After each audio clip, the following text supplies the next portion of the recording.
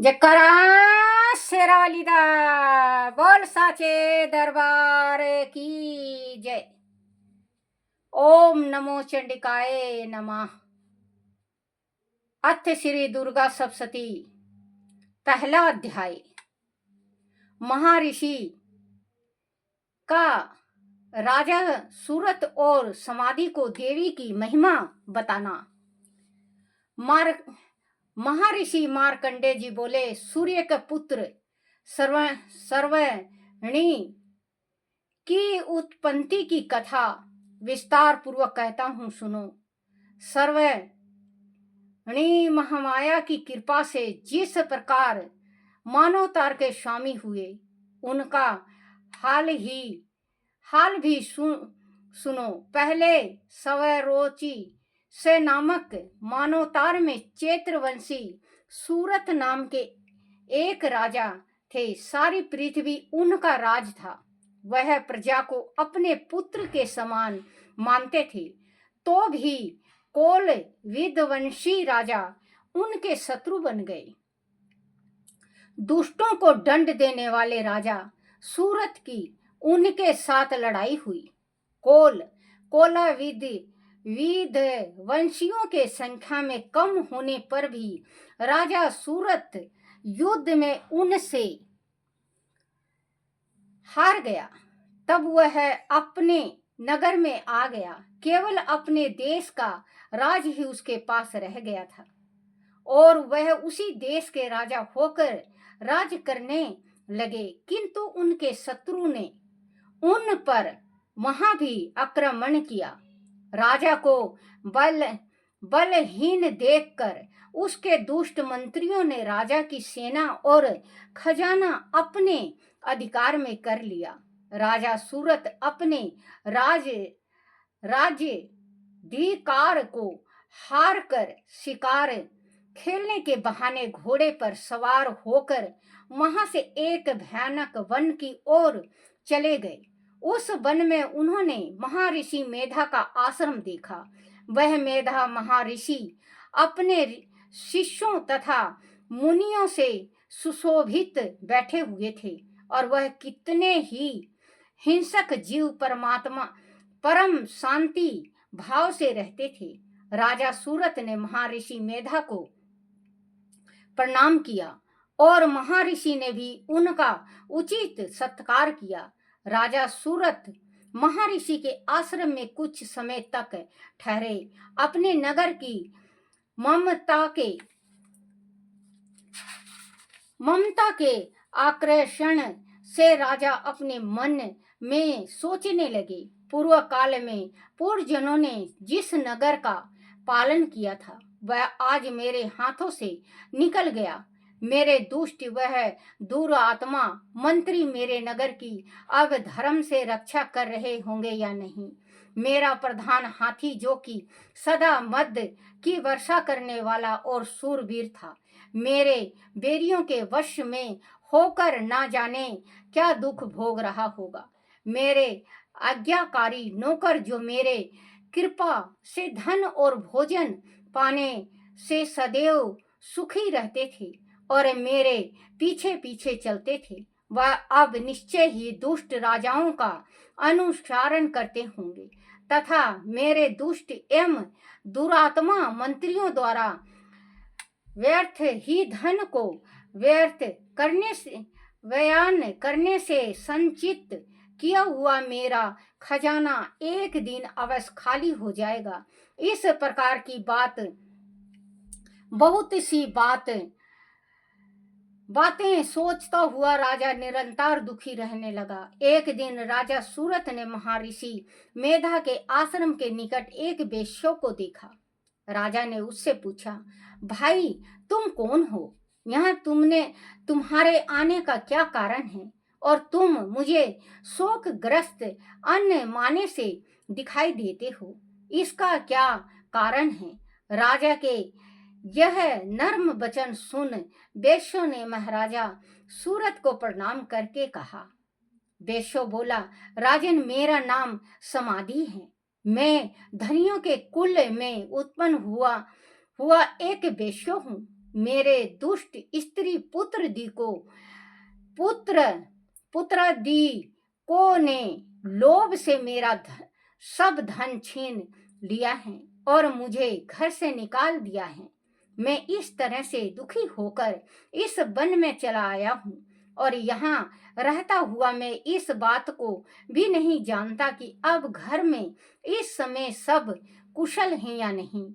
वहाँ मैं अपने परिवार को आचरण संबंधी कोई समाचार भी नहीं पा सकता कि वह घर में इस समय कुशल पूर्वक है या नहीं। मैं अपने पुत्रों के संबंध में यह भी नहीं जानता कि वह सदाचारी हैं या दुराचारी में फंसे हुए हैं। राजा बोले, जिस धन के लोभी स्त्री पुत्र ने तुम्हें घर से निकाल दिया है, फिर भी तुम्हारा चित्त उनसे क्यों प्रेम करता है। वेश्यों ने कहा, मेरे विषय में आपका ऐसा कहना ठीक है, किंतु मेरा मन इतना कठोर नहीं है। यद्यपि उन्होंने धन के लोभ में पड़कर पितु स्नेह को त्याग कर मुझे घर से निकाल दिया है, तो भी मेरे मन में उनके लिए कठोरता नहीं आती है। महामते, मेरा मन फिर भी उनमें क्यों फंस रहा है। इस बात को जानता हुआ भी मैं नहीं जान रहा। मेरा चित्त उनके लिए दुखी है। मैं उनके लंबी सांसें ले रहा हूँ। उन लोगों में प्रेम नाम को नहीं है, फिर भी ऐसे निस्नेहियों के लिए मेरा हृदय कठोर नहीं होता। महर्षि मार्कंडेय जी ने कहा, हे ब्राह्मण, इसके पश्चात महाराजा सूरत और वह वेश्या दोनों महर्षि मेधा के समीप गए और उनके साथ यथा योग न्याय संभाषण करके दोनों ने व्रत आरंभ की। राजा बोले, हे भगवान, मैं आपसे एक बात पूछना चाहता हूँ, जो आप कृपा करके मुझे बताइए। मेरा मन मेरे अधीन नहीं है, इससे मैं बहुत दुखी हूँ। राज धन दिक की चिंता अभी तक मुझे बनी हुई है और मेरी यह ममता अज्ञानियों की तरह बढ़ती ही जा रही है। और वह समाधि नामक वेश्या भी अपने घर से अपमानित होकर आया है। इसके स्वजनों ने भी इसे त्याग दिया है। स्वजनों से त्यागा हुआ भी यह उनसे हार्दिक प्रेम रखता है। इस तरह हम दोनों ही दुखी हैं। हे महाभाग, उन दोनों के अवगुणों को देखकर भी हम दोनों के मन में उनके महाभाग उन लोगों के अवगुण को देखकर भी हम दोनों के मन में उनके लिए ममता जनित आकर्षण उत्पन्न हो रहा है। हमारे ज्ञान रहते हुए भी ऐसा क्यों है। अज्ञानी मनुष्य की तरह हम दोनों में यह मूर्खता क्यों है। महर्षि मेधा ने कहा, विषम मार्ग का ज्ञान सब जंतुओं को है। सबों के लिए विषय पृथक पृथक होते हैं। कुछ प्राणी दिन में नहीं देखते और कुछ रात को, परंतु कोई जीव ऐसे हैं जो दिन तथा रात दोनों में देख सकते हैं। यह सत्य है कि मनुष्य में ज्ञान प्रधान है, किंतु केवल मनुष्य ही ज्ञानी नहीं होता।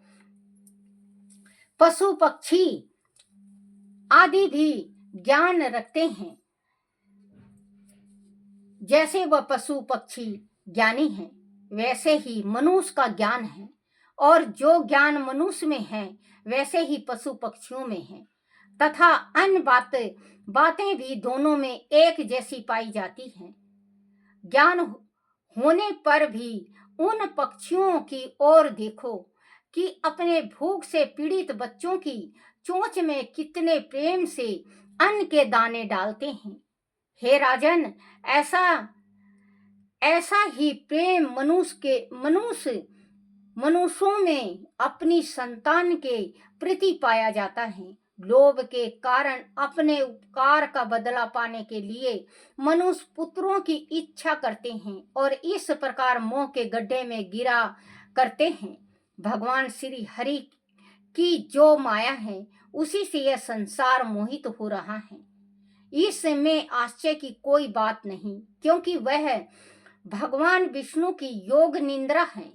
यह माया ही तो है जिसके कारण संसार मोह में जकड़ा हुआ है। यही महामाया भगवती देवी ज्ञानियों के चित्त को बाल पूर्वक खींचकर मोह में डाल देती है और उसी के द्वारा संपूर्ण जगत की उत्पत्ति होती है। वही भगवती देवी प्रसन्न होकर मनुष्य को मुक्ति प्रदान करती हैं। यही संसार के बंधन का कारण है तथा संपूर्ण ईश्वर की भी स्वामिनी है। महाराजा सूरत ने पूछा, भगवान, वह देवी कौन सी है जिसको आप महामाया कहते हैं? हे ब्राह्मण, वह कैसे उत्पन्न हुई और उनका कार्य क्या है? उनके चरित्र कौन कौन से हैं? प्रभु, उनका जैसा प्रभाव हो, जैसा स्वरूप हो, वह सब ही कृपा कर मुझसे कहिए, मैं आपसे सुनना चाहता हूँ। महर्षि मेधा बोले, राजन, वह देवी तो नित्य स्वरूपा है। उनके द्वारा वह संसार रचा गया है। तब भी उनकी उत्पत्ति अनेक प्रकार से होती है। वह सब आप मुझसे सुनो। वह देवताओं का कार्य सिद्ध करने के लिए प्रकट होती हैं। उसी समय वह उत्पन्न हुई कहलाती हैं। संसार को जलमय करके जब भगवान विष्णु योग निंद्रा का आश्रय लेकर शेष शैया पर सो रहे थे, तब मधु केटभ नाम के दो असुर उनके कानों के मेल से प्रकट हुए और वह श्री ब्रह्मा जी को मारने के लिए तैयार हो गए। श्री ब्रह्मा जी ने जब उन दोनों को अपनी ओर आते देखा और वह भी देखा कि भगवान विष्णु योग निंद्रा का आश्रय लेकर सो रहे हैं, तो वह उस समय श्री भगवान के जगाने के लिए उनके नेत्र में निवास करने वाली योग निंद्रा की स्तुति करने लगे। श्री ब्रह्मा जी ने कहा, हे देवी, तुम ही स्वाहा, तुम ही सौधा और तुम ही वष्ट कार हो। स्वर भी तुम्हारा ही स्वरूप है। तुम ही जीवन देने वाली सुधा हो। नित्य अक्षर प्राण में आकार उकर मकर, इन तीनों में माताओं के रूप में तुम ही शीतल हो। उनके अतिरिक्त जो बिंदुपत आधा मंत्र है, जिसका कि विशेष रूप से उच्चारण नहीं किया जाता, हे देवी, वह भी तुम ही हो। हे देवी संध्या, सावित्री तथा परम जननी तुम ही हो। तुम इस विषय को धारण करने वाली हो। तुम ही इस जगत की रचना की है और तुम ही इस जगत का पालन करने वाली हो और तुम ही कल्प के अंत में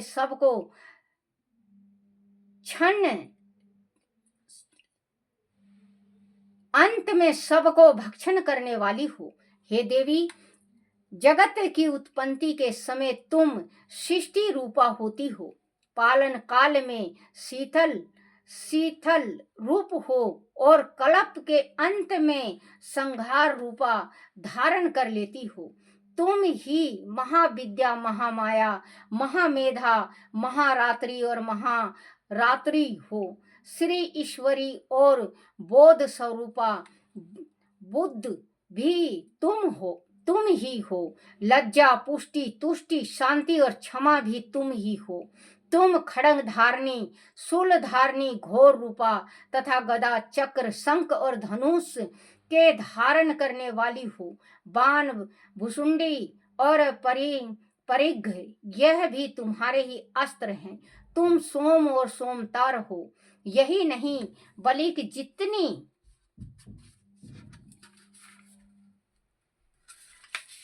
जितनी भी सोम तथा सुंदर वस्तु इस संसार में है, उन सब से बढ़कर सुंदर तुम हो। पर और अपर सब पर रहने वाली तुम सुंदर सुंदर तुम ही हो। हे सर्वै स्वरूपे देवी, जो भी सत्य असत्य पदार्थ हैं और उनमें जो शक्ति है वह तुम ही हो। ऐसी अवस्था में भला तुम्हारी स्तुति कौन कर सकता है। इस संसार की सृष्टि पालन और संहार करने वाले जो भगवान हैं, उनको भी जब तुमने निंद्रा के वाशीभूत कर दिया है, तो फिर तुम्हारी स्तुति कौन कर सकता है। मुझे भगवान विष्णु तथा भगवान शंकर को शरीर धारण कराने वाली तुम ही हो। तुम्हारी स्तुति करने की शक्ति किस में है। हे देवी, तुम तो अपने उन उदार प्रभाव के कारण ही प्रशंसनीय हो। मधु और केटव जो भयंकर असुर हैं, उन्हें तो मोह में डाल दो और श्री हरि भगवान विष्णु को भी जल्दी जगा दो और उनमें उनको मार डालने की वृद्धि भी उत्पन्न कर दो। महर्षि मेधा बोले, हे राजन, जब श्री ब्रह्मा जी ने देवी से इस प्रकार स्तुति करके भगवान को जगाने तथा मधु और केटव को मारने के लिए कहा, तो वह भगवान श्री विष्णु के नेत्र, मुख, नासिका, बाहु, हृदय और वक्ष स्थल से निकल श्री ब्रह्मा जी के सामने खड़ी हो गई। उनका ऐसा करना था कि भगवान श्री हरि तुरंत जग उठे और दोनों असुरों को देखा, जो कि अत्यंत बलवान तथा पराक्रमी थे और मारे क्रोध के, जिनके नेत्र लाल हो रहे थे और जो ब्रह्मा जी को वध करने के लिए तैयार थे। तब क्रोध हो उन दोनों दुरात्मा असुरों के साथ भगवान श्री हरि पूरे 5000 बरस तक लड़ते रहे। एक तो वह अत्यंत बलवान तथा पराक्रमी थे, दूसरे महामाया ने भी उन्हें मोह में डाल रखा था।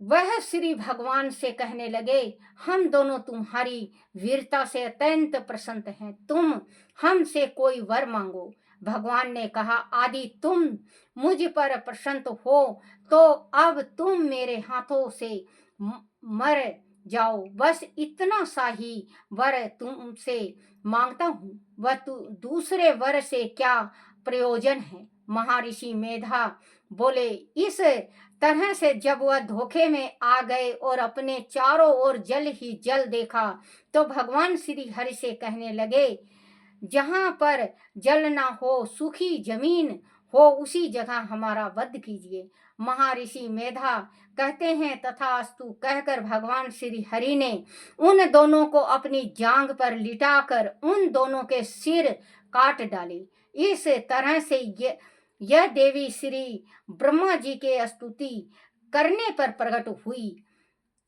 थी। अब तुमसे उनके प्रभाव का वर्णन कहता हूँ, सो सुनो। जकरा शेरावाली दा, बोल साचे दरबार की जय। दुर्गा सप्तशती की जय हो। जय मेरी माँ शक्ति। दया करो, दया करो, कृपा करो, कृपा करो, सबकी रक्षा करो, सबकी रक्षा करो, सारे संसार की रक्षा करो, सारे संसार की रक्षा करो। दया करो, दया करो, दया करो, सुख शांति दो, सुख शांति दो। हे मेरी मात भवानी, सबका रक्षा करना, सबकी इच्छाएं पूर्ण करना। हे मेरी माँ शक्ति, हे मेरी मानो देवियां, सबकी रक्षा करना, रक्षा करना, रक्षा करना। जय करा शेरावाली दा, बोल साचे दरबार की जय हो।